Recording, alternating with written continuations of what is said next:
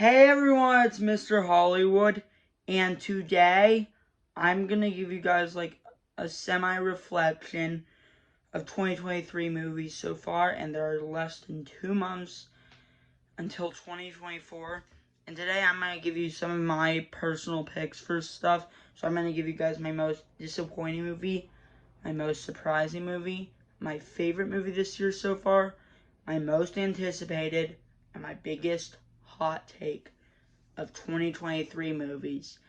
And I'm not gonna give you guys like my least favorite because I actually haven't seen any movie that I think is outright terrible this year. Also, I'm gonna give you guys my favorite, or like the movie that came out this year that I haven't seen that I want to see the most.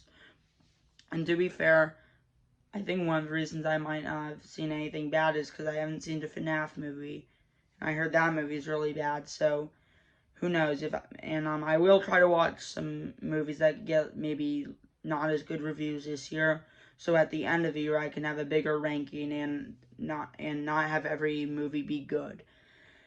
However, anyways, that's not the point. So today I'm just gonna give you guys like some reflections, and I'm just gonna start off by giving you guys my most anticipated movie for the rest of 2023, and that is easily gonna go to Zack Snyder's Rebel Moon. I'm a big Zack Snyder's fan. Obviously, I love Zack Snyder's Justice League, and that's one of my favorite superhero movies of all time. And Zack Snyder's Rebel Moon is like one of like the movies that I've kind of been dying to see. Like Zack Snyder directing a sci-fi movie, and this is basically what it is. So, yeah, I'm really excited to see it, and I'm excited for Rebel Moon Part 2 next year. Now, my most disappointing movie this year, which is probably one of my least favorite movies I saw this year, but I still think there's good things about it. But my most disappointing movie this year is a movie I actually expected more, which I don't know how big of an unpopular opinion this is, but the Mario movie really disappointed me. And the reason I don't know how much of an unpopular opinion that is, like in terms of like expectations, like I don't know how like big people's expectations really were for this movie. But anyways, like I will say that's not my biggest hot take of the year. However, yeah, the Mario movie really disappointed me. I expected more out of it, and it's funny because like I'm a much bigger Mario fan than I am Sonic. But I think both Sonic movies have been better than the Mario movies. So yeah, this movie disappointed me.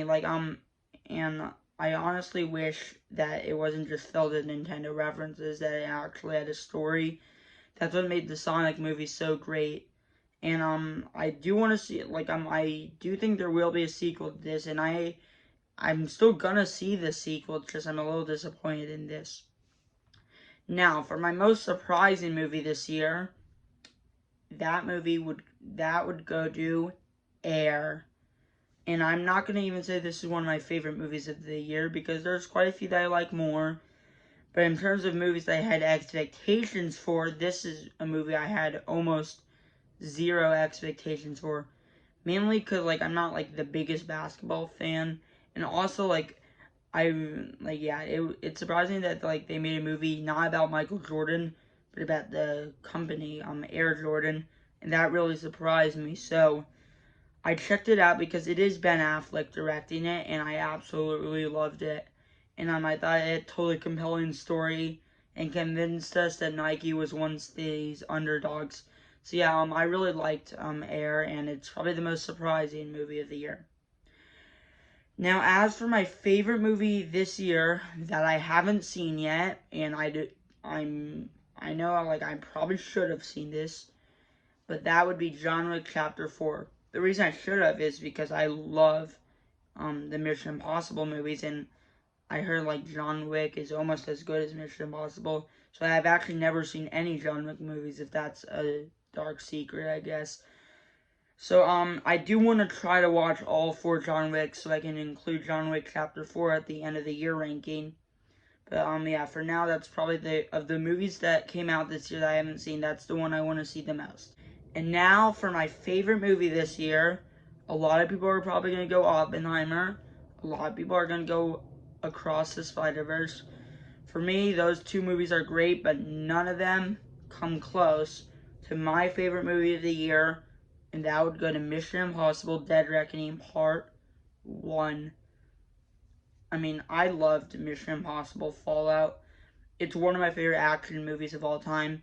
And then when I heard that they're making a seventh, a seventh Mission Impossible movie and a sequel to Mission Impossible Fallout, I was really excited.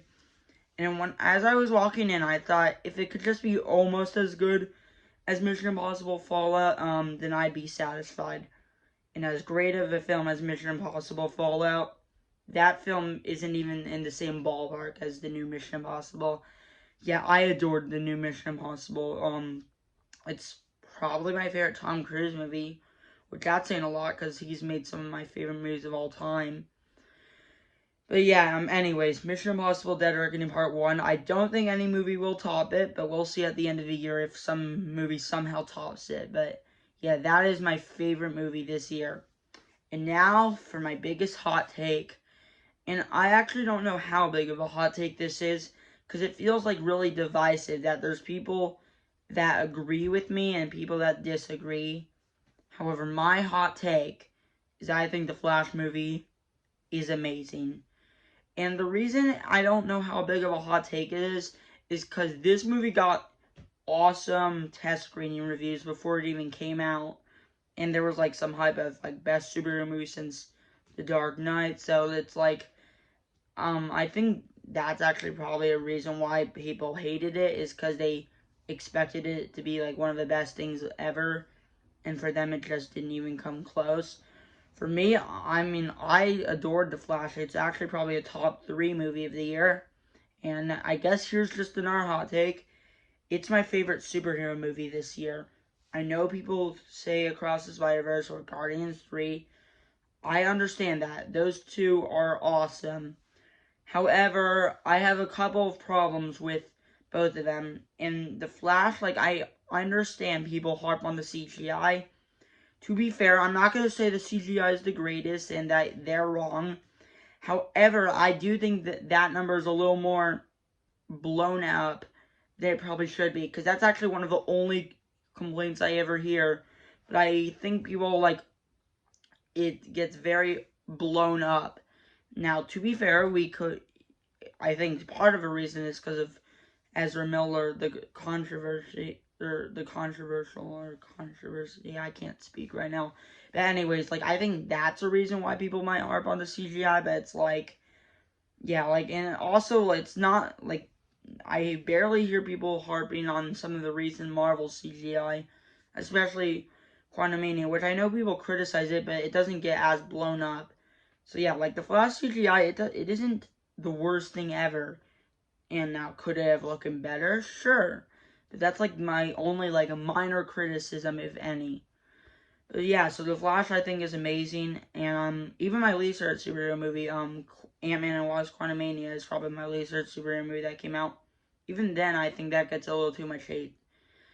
And so yeah, and I'm not even gonna say if I think DC or Marvel's been better this year, because there's still more. Because DC and Marvel both have one more. However, it is a very close battle, and after Aquaman and the Lost Kingdom, I'll give you an update of who I think had the better year. And so yeah, anyways, that is basically my reflection of 2023, and I'm excited to see the rest of the movies that come out this year. Now, thanks for watching, and peace out.